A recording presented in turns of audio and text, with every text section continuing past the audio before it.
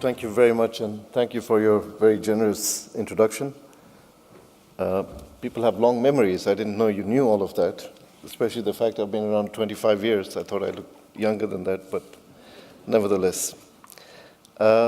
Excellency, President Grimson, thank you very much for your kind invitation to be at this very important meeting. Mr. Speaker, Minister Hartunian, ladies and gentlemen, I came to Iceland 3 or 4 days ago directly from New York. And for me, I came in a mood of great optimism and expectation about the future. Now, if you work in international organizations, those are very rare opportunities. That's not a feeling you have all of the time. But I felt that way because I had just come from the signing ceremony of the climate agreement in New York after the success of the negotiation in Paris. It was a hard negotiation. We were there. I met on several occasions with President Grimson, who also honored us by participating in the launch of the Global Geothermal Alliance. But it was an extraordinary meeting in many ways. In Paris, we finally turned the corner on what happened in Copenhagen. We finally realized that having a top-down normative legal agreement that binds everybody to a narrow set of objectives is probably not the way to go, and is probably something we will never agree on. In Paris, we recognized that the urgency of the climate issue and the solutions to the climate issue were what needed to be pursued, and we left Paris with an international agreement and a determination to move forward an action agenda that could take us to a safer world in the future. In New York, I also haven't seen in many international occasions, I participate every year in the General Assembly with 190 heads of state and various other meetings, you rarely see the level of emotion I witnessed in New York, because there was a general realization amongst the leaders and senior officials who participated that we were doing something extremely significant. 175 countries signed the agreement. That's a little bit of a record in its own. The agreement requires countries representing 55% of emission to ratify the agreement for it to enter into force. We have the expectation that in the next few months, and hopefully by the end of the year, we will have at least 50% of emissions covered, and following that shortly, the remaining 5%, and the agreement will enter into force. And that came at the end of a very eventful year. We had the Sustainable Development Goals agreed, which sets the agenda for sustainable development and international cooperation for the future, the successors to the MDGs. We had the International Conference on Financing for Development, on how do we develop solutions for financing this transition, and we had the Paris Agreement on climate. We have in our hands today the agenda of how the international community is going to move into the future and how it's going to solve its problems, not through an agenda of limitation and constraints, but through an agenda of growth, investment, prosperity, employment generation. This is the opportunity we have before us today. So it's a very special moment, and for me to come to Iceland, normally my travel is very truncated, but it's very hard for me to go back to Abu Dhabi and then come to Iceland in 3 days. So I stayed here, and I had the wonderful opportunity to see the country. And I can tell you it is one of the most extraordinary countries I've been in, not only in terms of the energy and the commitment of the people, the tremendous diversity and the unique character of the nature, but the way that this nation and these people have managed to take the resources they have been given and transform them into a positive perspective for the future. The fisheries, the energy, now the tourism, a bit expensive, but it's unique. And all of these resources taken together have propelled this country. I think, President Grimson, you told me in the 1960s it was categorized as a developing country, into the front ranks of the advanced countries of the world. And that's a remarkable achievement, And I think that holds a lesson for us also, because it's an achievement of clean energy. Part of this achievement has to do with geothermal. It is geothermal that has been the central pillar of the economic success of Iceland, and it is geothermal that has sustained this economy through some of the most difficult times you've had in the recent years. So that is a very clear lesson, because I think today we are in the midst of an ongoing global energy transformation. I saw the capacity numbers, Professor, that you presented, where Kenya came number 2 after Iceland. I'm from Kenya. Those of you who know anything about athletics will know that we don't like coming number 2. So last week, just want to put on record that we won the London Marathon both in the men's and women's section. So you will see that number changing quite soon. I'm quite convinced, and I don't think Iceland will be unhappy about that. In fact, on the contrary, it will be the success of Iceland today. But our energy transformation that we're seeing today is happening as a result, principally, of what's happening in the field of clean energy. And I think here what we have to understand is that the urgency and the opportunity are so great that we have to look across the whole system. It's not a question of selecting one technology against another or posing one against another. It's a question of being neutral on technology, positive on green energy, and putting our investment where the resources, where the technology capability is, and to propel the growth of our economies on that basis. Our organization became a formal organization in 2011, so we've been running for 5 years. And I'm not going to claim credit for this, but if we look at the numbers since 2011, renewable energy capacity in the power sector has increased to 22% from around 11-12%. We've seen in this period that as a result of this increase in capacity from renewables, emissions from the power sector have decreased by 20%. This gives you a signal of the future in a very powerful way. In the same period of time, the cost of photovoltaic technology for solar has decreased by 80%. I live in Abu Dhabi, which is an oil economy. I'm interviewed by energy journalists often, and they always like to prod me and say, oh, so you're doing renewables, so what do you think of oil being at $30? And I told him, that's not the news for me. The news for me is that solar photovoltaic decreased by 80%.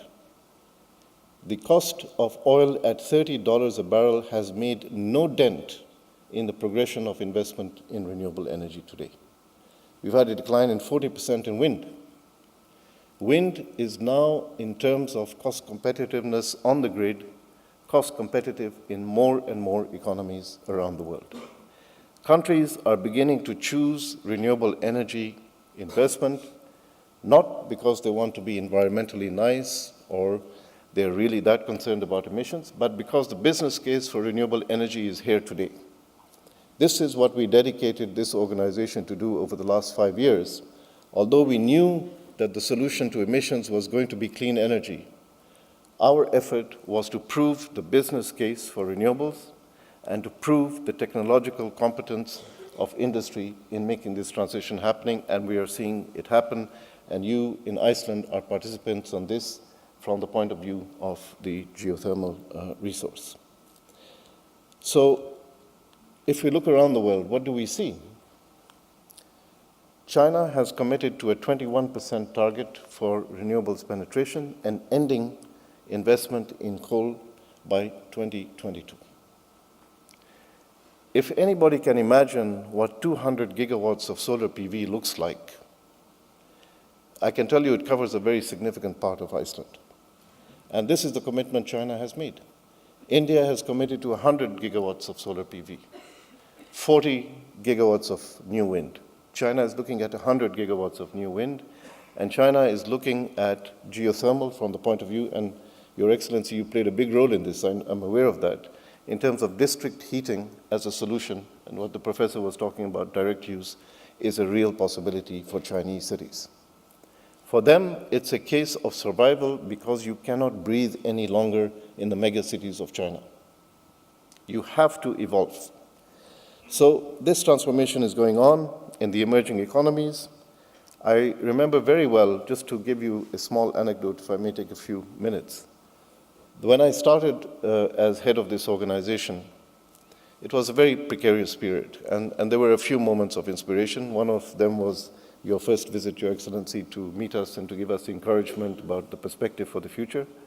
But the other was I called on former Minister of Environment of Germany, Klaus Topfer, to host a meeting of experts to discuss how we could develop the program of the organization, which was held at his center in Potsdam. While we were meeting to talk about the future of renewable energy, a Japanese colleague was there, was getting news in real time about the meltdown in the Fukushima reactor after the great Japanese earthquake. And the opinion of everybody in that room who worked in renewable energy from across the world was, this changes everything. Germany decided to move out of nuclear and move into renewables. All the cynics said, well, this is very nice. They're trying to be holier than thou. In fact, what Germany is going to do is import nuclear energy from France. And that's how they're going to fill their deficit. Last 2 years, Germany has been a net exporter of electricity. They have managed to integrate up to 45% of renewables in parts of their transmission system without any interruption, with absolute reliability on the grid, because they have been able to use flexibility mechanisms and market mechanisms, and their transmission connections to neighboring countries, which have hydro and other resources to balance this wonderfully. And as we look at developing countries, they know that to achieve energy self-sufficiency and energy security is going to be the key to their future development.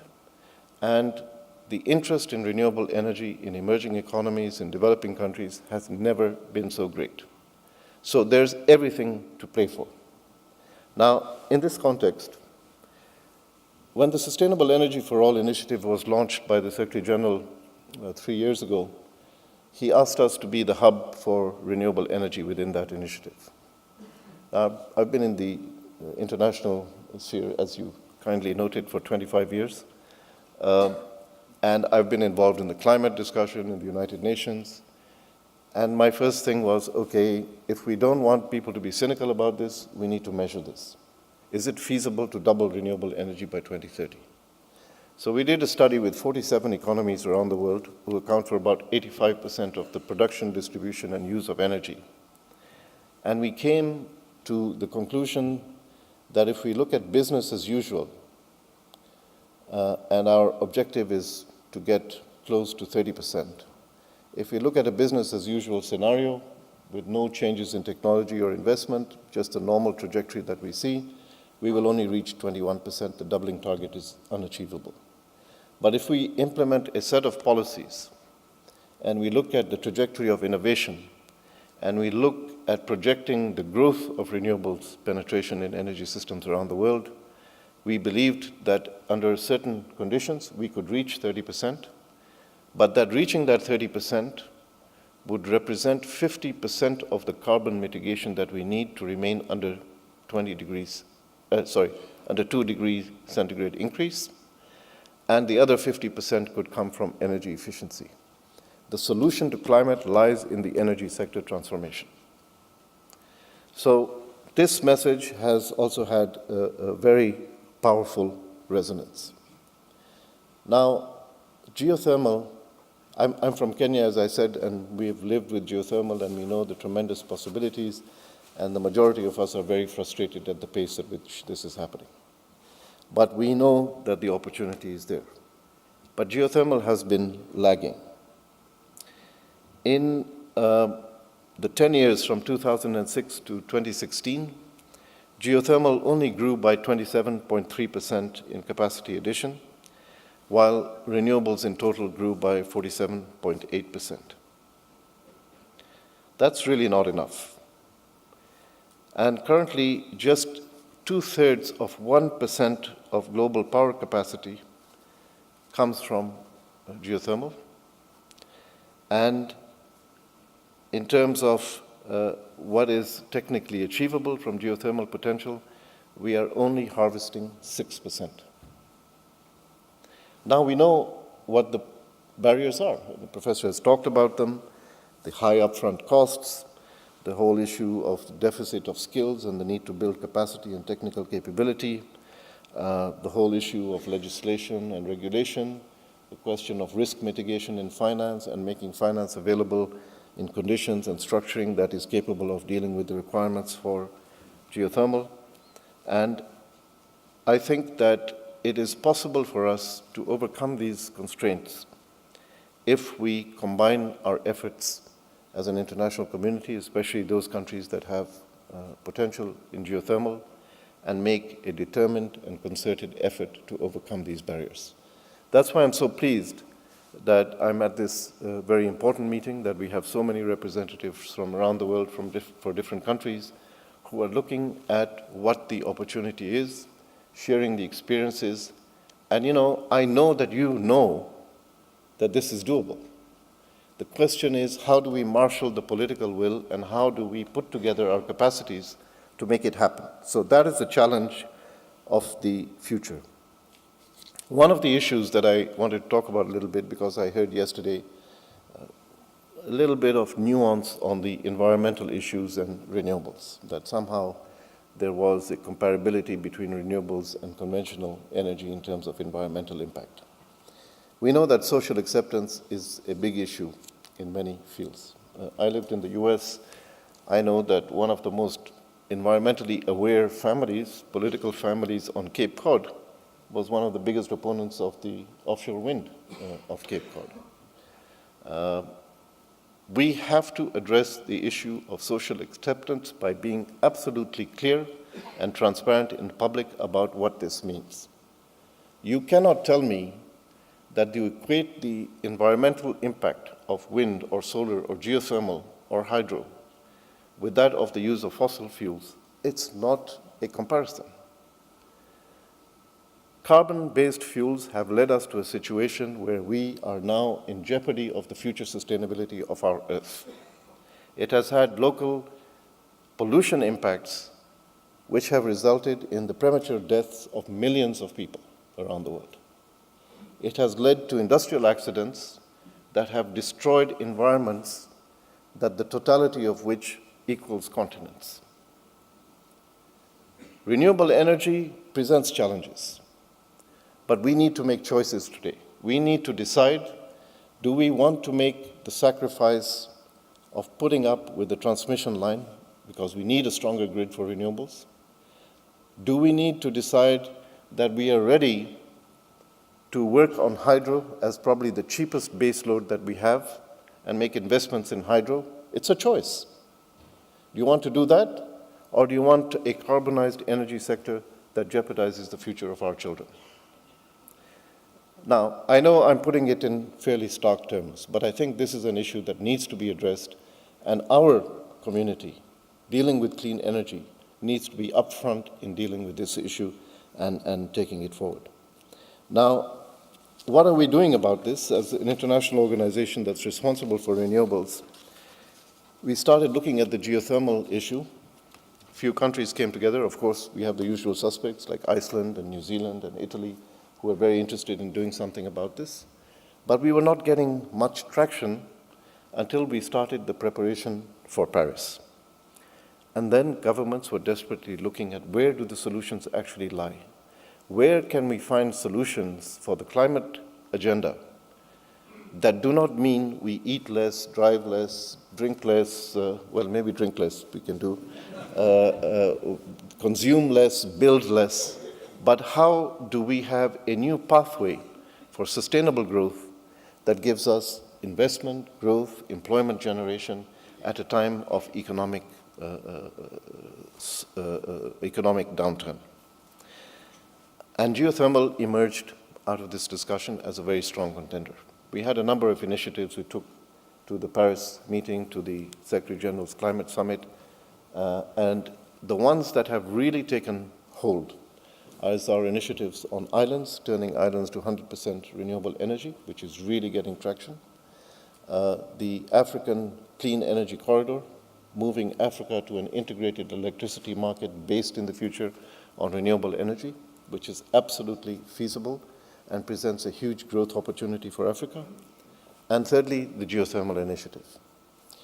In the geothermal initiative, the communique of the initiative, and my colleague Gurbuz, I think, talked about this in one of the sessions, notes that geothermal is a proven clean energy technology that provides stable and affordable electricity and offers flexibility and direct use of geothermal heat in domestic, commercial, and industrial sectors. But the modest pace of development hinders the potentially game-changing benefits of geothermal technologies. This was the basic premise of the initiative. Now, the initiative actually began to take wings when we organized a dinner that happened in Abu Dhabi, Mr. President, you will remember, where President Grimson and Madame Ségolène Royal, representing the French presidency of COP21, met with us to discuss how to take this initiative forward. I'm sure it's because the President managed to charm Madame Royal with his well-known skills that we really looked at this as an opportunity to take this initiative to Paris and get it moving. Today, we have 40 countries that have signed up, which represent the bulk of geothermal potential around the world. We have 30 international organizations and private sector institutions that are part of this initiative. We are now finalizing the detailed work program. We are going to create an advisory committee, a think tank of some of the key eminent thinkers on geothermal investment. And we want this initiative to begin working in the course of this year to transform the face of geothermal energy in the future. We would be delighted if you would participate in this, you would be part of this, but I think we have enough momentum with the ownership of governments behind this initiative to really begin reaping the potential benefits of geothermal energy for all of us in the future. I want to pay some tribute to President Grimson because he has been really a mentor in how we have developed these institutions over the last 5 years. I know my staff know that whenever he comes to Abu Dhabi, there's going to be a 3-hour session involved somewhere with a lot of tea and biscuits. But drawing on his knowledge and his passion for this field and his political commitment has made a huge difference for us. And I'm very pleased to be here, Your Excellency, in your country and with your geothermal industry to participate in this important meeting and to assure you that you have in us a reliable partner for the future development of this industry. Thank you very much.